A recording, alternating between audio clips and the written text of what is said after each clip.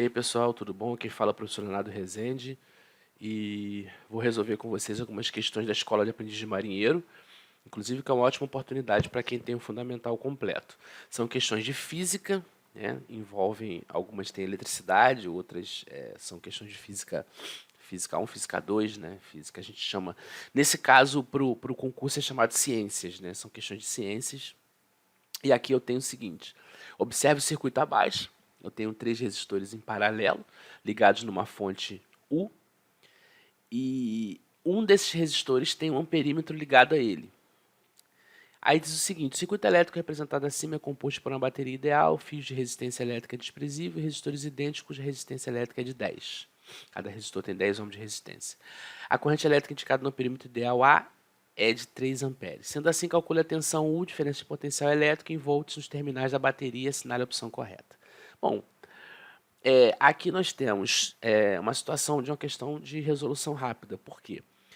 Se ele está marcando 3, é porque está passando 3 amperes por esse resistor de 10. Logo, a tensão aplicada sobre ele é lei de 1, R vezes I, 10 vezes 3, 30 volts. Bom, 30 volts nele, eles estão em paralelo, 30 volts em todos. Eles estão conectados na fonte, essa fonte está fornecendo uma tensão de 30 volts para ele. Tá? Então está lá, opção B. Um garoto em repouso no alto de um tobogã desliza por um desnível de 5 metros. Desconsiderando qualquer tipo de atrito, possibilidade de rolamento e considerando G igual a 10 metros por segundo ao quadrado, assinale a opção que apresenta a velocidade em metros por segundo que o garoto chegará ao final. Bom, aqui eu ilustrei um tobogã, né? Diz que ele tem 5 metros de altura, e o que a gente percebe aqui são 2 pontos de referência, ponto A e ponto B. O ponto A é o ponto máximo, né, da altura máxima, o ponto B é o que a gente considera o solo, né, ponto de referência, aonde a altura é 0 nesse caso, porque ele é minha referência. Bom, o que a gente tem aí é o princípio da conservação de energia, né? A energia mecânica no ponto A é igual à energia mecânica no ponto B. A energia mecânica ela pode ser cinética, potencial, potencial elástica. Nesse caso, nós não temos energia cinética, porque a velocidade inicial, né, tá aqui a energia cinética, ela é em função da velocidade. A energia cinética é 0, porque inicialmente o corpo está em repouso, né? Está dizendo aqui no problema. E em B não tem energia potencial, porque a energia potencial é em função de altura. Como B é minha referência, a altura é 0. Logo, a energia mecânica no ponto A é igual no ponto B. Eu só tenho potencial no ponto A, eu só tenho cinética no ponto B. E elas são iguais devido a esse princípio de conservação de energia. Energia potencial é mgh, energia cinética é meio de mv ao quadrado, ou mv ao quadrado sobre 2. Bom, as energias são iguais, então eu igualo mgh a meio de mv ao quadrado. A massa é a mesma, porque é o mesmo o garoto, né? Ele não tem variação de massa. Então, eu corto essa massa, então fica um GH igual a meio V ao quadrado. Jogando 2 para o outro lado, eu tenho que V ao quadrado é igual a 2GH. Então, agora o que eu faço? Substituo. G é 10, H é 5. Então, V ao quadrado é igual a 2 vezes 10 vezes 5, que vai dar 100. Se V ao quadrado é 100, V é igual a raiz de 100, que é igual a 10 metros por segundo. Tá? Opção A. Essa aqui eu costumo dizer que é uma questão mais apurada, mais trabalhada. Seria a questão, acho que eu acredito que é a mais difícil, né?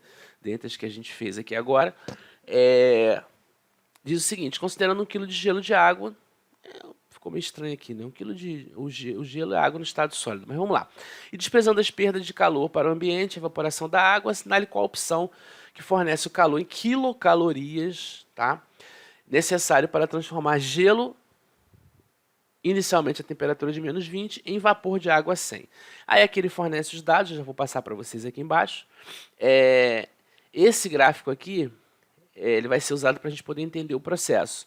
E ele foi retirado desse site, tá? Coloquei o site aqui, é um gráfico padrão, tirei desse site só para a gente poder ter uma noção. E aqui são os dados do problema. A massa de água, eu passei para grama, 1000 gramas, temperatura inicial menos 20, temperatura final 100, quer dizer, eu parto de menos 20 e quero chegar a 100. O calor específico do gelo, calor específico da água, calor latente de fusão e calor latente de vaporização. Então vamos lá, o que vai acontecer? Inicialmente a gente tem lá a água em estado sólido, né? Ela vai variar a temperatura de menos 20 até chegar a 0. 0 é o ponto de fusão da água. Quando eu chego em zero, ela vai mudar de estado físico de sólido para líquido. Ou seja, ela vai receber uma quantidade de energia, não vai variar a temperatura e vai mudar. No ponto C, ela vai estar no estado líquido. Esse trecho de A para B a gente chama de calor sensível. É onde a temperatura varia. De B para C é chamado de calor latente. A temperatura não varia. Em estado líquido, estaremos de 0 até 100. Também eu vou ter calor sensível nesse pedaço. Chegou em 100, ele vai ter o quê? Vaporização. Ele vai passar, desculpa, ebulição. Ele vai passar do estado líquido para o estado gasoso e depois ele vai se tornar vapor. Da passagem do estado líquido para o gasoso, a gente tem calor latente de vaporização. Então, eu tenho aqui que a temperatura não varia. Vamos colocar isso em números. Tá? A fórmula de calor sensível é MC ΔT, massa, calor específico, variação de temperatura. Nesse trecho aqui de menos 20 a 0, eu vou colocar aqui, ó, massa 1000, calor específico ele está na forma de estado sólido, então ele está em gelo, e a variação de temperatura é de 0, ele vai de menos 20 a 0, então é 0 menos menos 20, que vai dar 20, aqui vai dar 500 vezes 20, 10.000 calorias. Então, para chegar a 0, eu preciso de 10.000 calorias. Continuando, calor latente de fusão é massa vezes a latência de fusão. A massa é 1000, a latência de fusão é 80, 1000 vezes 80, 80.000. Estou em estado líquido, vou para o calor sensível, MC ΔT. Calor sensível, a massa é 1000, calor específico agora, a água está no estado líquido, calor específico da água é 1, 100 menos 0, porque eu estou indo de 0 a 100, então aqui eu tenho 100.000 calorias. Cheguei aqui no 100, eu vou para a latência de vaporização, que é M vezes L. M vezes L, 1000 vezes 540, 540.000. Tá certo? Bom, feito isso, eu tenho que somar essas quantidades de calor que eu preciso para transformar a água do estado sólido a vapor. 10.000, mais 80.000, mais 100.000, mais 540.000. Dá 730.000 calorias. Só que a resposta é quilocaloria. Então, eu divido isso por 1.000, 730 calorias. Tá?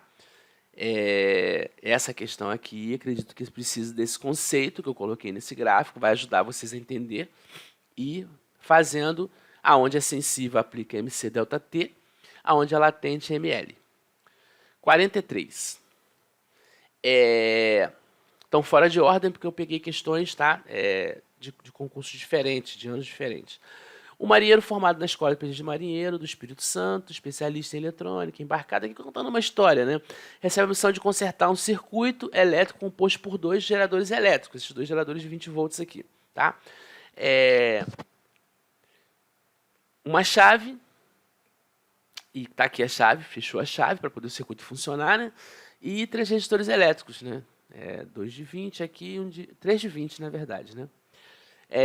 E fios que ligam elementos do circuito. Considerando o circuito na situação que aparece na figura, marca a opção que fornece o valor correto para a resistência equivalente de todo o circuito elétrico e também a indicação do amperímetro ideal no ramo 2, que é aqui, nesse caso, onde está conectado o amperímetro. No ramo 2, da parte do circuito que está em paralelo. Desconsidere para os cálculos qualquer resistência elétrica nos fios condutores que ligam os elementos do circuito. Bom, aqui as opções, vamos lá. REC. Bom, primeira coisa que a gente tem que entender.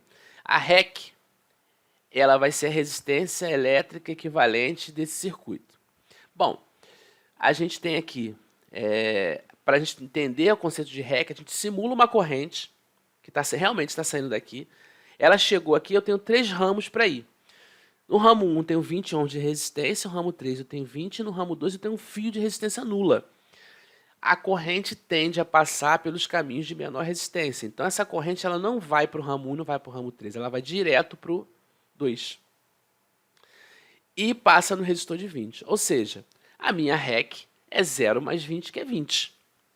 Essas resistências, do momento que eu coloquei um fio aqui, elas não participam mais do circuito, porque a corrente ela vai passar pelo caminho de menor resistência. Excelente. Bom, agora eu vou aplicar a lei de Ohm para descobrir a corrente. Eu descobri a REC 20, eu estou entre a opção C e a opção D. A opção A, desculpa, B, C e D. A opção A e a opção E estão fora. A opção B está fora também. Por quê? Porque ele 40 volts, um amperímetro não mede tensão, ele mede corrente, então já está fora. Então eu estou entre C e D. Então vamos descobrir. U igual a R vezes I igual a U sobre R. né? Quem é U? U é a tensão. Como são duas fontes em série, aonde o positivo, que é o traço maior de uma, está ligado no negativo da outra, eu somo as duas. Se fosse o contrário, positivo ligado em positivo subtrairia. Nesse caso, eu somo e divido pela resistência, que é 20. Acabei de descobrir que as duas resistências de 20 não participam do circuito. Então, é 20 mais 20, 40, dividido por 20, 2 amperes. Que vai me dar a opção D. Das questões que foram resolvidas, a questão anterior, que é essa aqui, a questão 49, eu diria que é a questão de maior complexidade dessa prova. É uma prova onde eu tenho algumas questões que são mais simples e essa questão seria a questão diferencial, para dar o acerto para o candidato, né, que estiver mais preparado. Logo, o que vocês têm que fazer é resolver o máximo de questões. Se vocês tiverem algum assunto específico que vocês queiram, coloque na descrição dessa videoaula. E se inscrevam no canal. Se inscrevam no canal, pessoal, para que eu possa fazer mais e mais aulas para ajudar vocês nos estudos dos concursos. Um forte abraço e até a próxima.